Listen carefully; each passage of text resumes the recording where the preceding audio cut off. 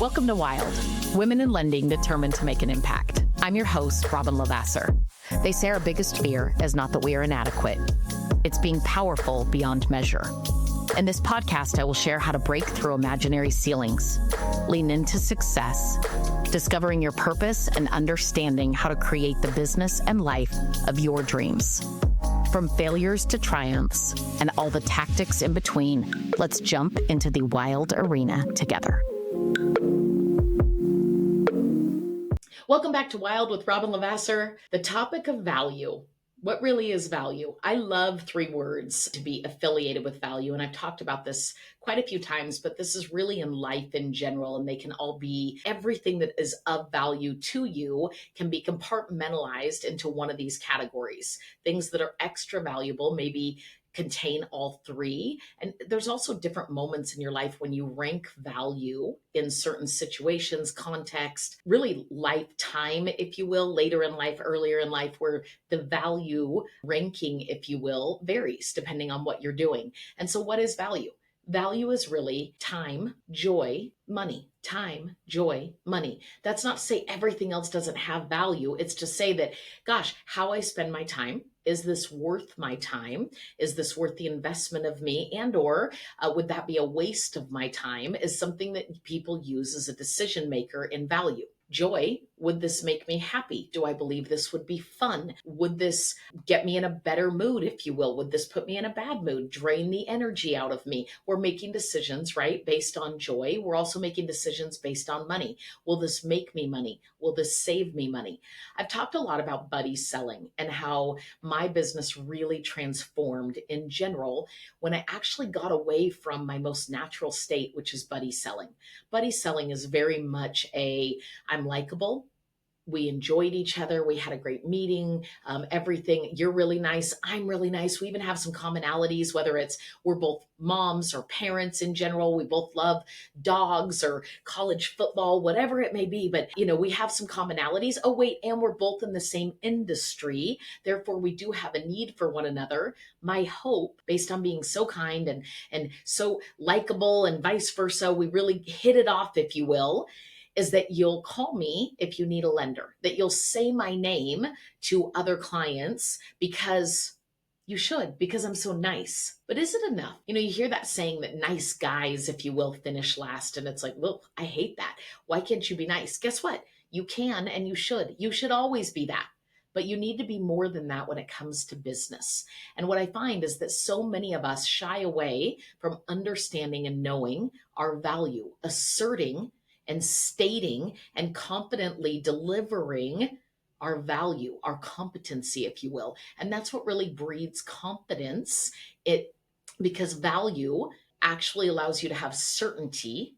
Certainty sells confidence in the consumer, in your referral partners, to say they really are certain in themselves. Therefore, they're making me feel safer. They're making me feel certain about choosing them to be the lender that I need, right? We really struggle with the value prop. So I want to go through a couple things. And this is not even just loan officer specific. You can transpose this into many things, but the truth is, if a loan officer doesn't communicate their value, the market will do that for them. And the market will often discount lower than what you would deserve to be discounted. So if you find yourself being shopped a whole bunch, appointments canceling, phone calls going to voicemail, lack of return text messages or information, I want you to do yourself a really solid favor in extreme ownership, which we just talked about. And instead of saying they must be busy, I must have done something wrong, that, if somebody else had it cheaper or whatever the case, all the excuses you might give yourself. And I want you to lean in and say, I clearly wasn't valuable enough in their eyes. Now, that doesn't mean you're truly not valuable enough. It means you're not actually able to articulate and believe in your own value and put it out there to where somebody says, my goodness, I'd be nuts not to choose them as my lending partner. I'd be nuts not to choose them as the loan officer that executes on my file. That matters. It matters a ton. And so what happens when you don't understand your value? Well, the number one, and I talk about this all the time, our industry in general, and many industries face this, and that's either be valuable and grow in value or become a commodity. And the problem with commoditization, a little challenging there, is if an LO can't clearly explain why they're different, they get lumped into a rate and fee bucket.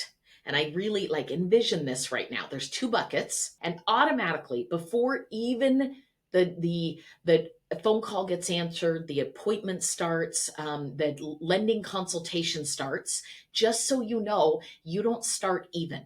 You start in the rate and fee bucket. You start in the unvaluable bucket, in the commoditization bucket, because the industry on the whole pushes commoditization. So you already have a little bit of an uphill battle, if you will, to get over to the value bucket. And I want you to envision like you as a human. I'm in this bucket over here. How the hell do I get out of here? How do I climb and get over there into the value bucket?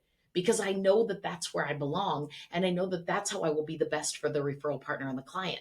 And so realtors and clients will shop you against online lenders. They will look for the next cheapest offer, the next person that answered their phone fastest. Instead of being a trusted advisor, you will simply be a transaction processor, an order taker, if you will.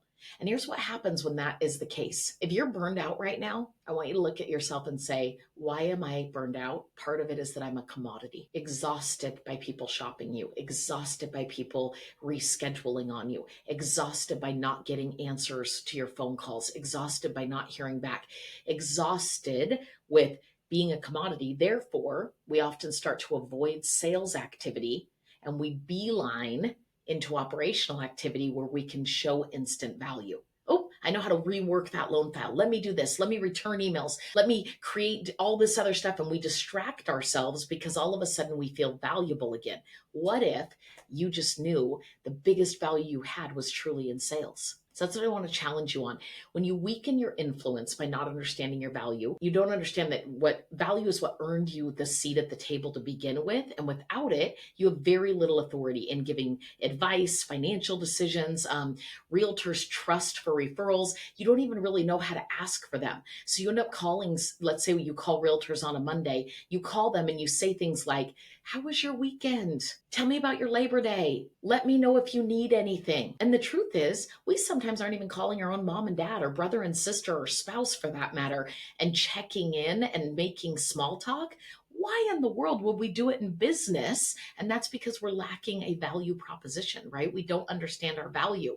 And so they don't really understand your role. One of my challenges to loan officers in general is call realtors on a Monday and say, what do you believe a loan officer's number one role in partnering with you is? What is the number one role they can play for you? And I can guarantee it. You'll hear provide a pre-approval letter, qualify a client, keep me up to date with rates and programs. You'll hear a lot of things. What you won't hear is one of the value propositions, meaning time, joy, money. You'll hear a lot of other things, but you really won't be clear on it. But when you are able to assert that, when you can say, my number one job is to make you more money, period. I need to add value to you. And in business, value, that's why we all go to work, right? Otherwise, we'd go do all the fun hobbies, life things, travel, experiences, nonstop family time and friend time and significant other time and self time. That's what we would do. If it all had no money, if money wasn't a factor, we would choose to do that, not mortgage loan applications, not realtor referral appointments, right? And so you have to be able to say, hey, I know what I'm looking to do for you and with you, and that's simply to make you more money. I coach all across the country. I see realtors in rooms of 50 to 200 plus, plus, plus. And when I say to them, how many lenders call you and say, my job, period, is to protect your paycheck and make you more paychecks in the future? All the hands not up, not happening, never hear it. How many of you guys would actually use the lender that said that and delivered on it? Every hand in the room up, every hand in the room, but they've never heard it before. And so in a sea of sameness, you have to learn to differentiate. Now, I know a lot of you guys freak out and go, how would I even do that? How would I state that? I don't want to be too salesy. I don't want to lie to somebody. Don't lie. Be that valuable, if you will. And there are ways to do that, different podcasts to get into the weeds on, but you have to be a loan officer that creates more wealth for them. Low confidence, low conversion. I want to say it again, low confidence, low conversion. When someone doesn't know their value, it shows in tone, it shows in body language, it shows in conversations. And when clients and agents feel your own hesitation about things, confidence, creating that certainty that we talked about at the beginning, certainty is what converts. So if you're really struggling with conversion, it's because your confidence is really low. Not understanding your own value also creates transactional instead of relationship business. We all talk about wanting to be relational, but when you make yourself out to be like every other lender on the planet, you're simply there to provide a transaction, to start the loan and to finish the loan on time. That's all you're doing. And it's not enough. It's not enough, I can tell you that. Transactions are things that LOs don't articulate to clients. I'm going to save you time. I'm going to help you with strategy. I'm going to find a way for you to build more wealth through this purchase, save more money, and offset the higher monthly payment. I'm going to do all of these things that help you strategize. I'm going to do the work to get you into your dream home despite competing offers. You have to understand and confidently be able to deliver more than just a transaction. It's really, truly a relationship where somebody says, with them on my side, I know I'm in such good hands that I wouldn't even think about using somebody else. The guy down the road that's a little bit cheaper doesn't matter to me because they're so valuable that it's worth it to me. And if people aren't saying that about your business, again, you are burned out and you are doing the little roller coaster, if you will, of I closed one, I closed two, I closed three, maybe I got to five, but you're certainly not getting to 10. Not without value proposition, that's for sure.